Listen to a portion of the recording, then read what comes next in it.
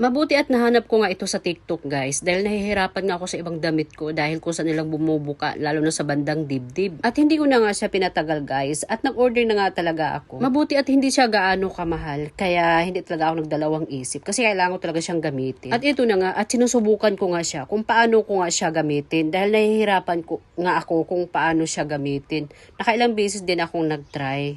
So maraming nasisira muna na mga buttons niya bago ko nalaman kung paano siya gamitin. Medyo nakakalito lang nung una, pero kailangan mo lang mag-focus kung paano siya gamitin. Mabuti at na-discover ko kung paano ko siya gamitin. Kaya itatry ko siya sa damit ko na bumubuka nga at natanggal lang nga yung isang butonis dyan. Kaya papalitan ko siya ng hook. Hook ba ang tawag dito? In fairness hindi siya madaling gawin. Mahirap siyang gawin. Siguro dahil nanibago lang ako at una ko palang gagawin yan. Kapag siguro sanayin na ako, hindi na ako mahihirapan. Kaya unang lagay ko nga guys, ay palpak nga siya dahil natanggal po siya. Ayan nga, kahit hinihigpitan ko pa siya, talagang make sure ko na mahigpit. Yung pala, natatanggal pa rin siya. Kaya panoorin nyo na lang guys kung paano siya gagamitin.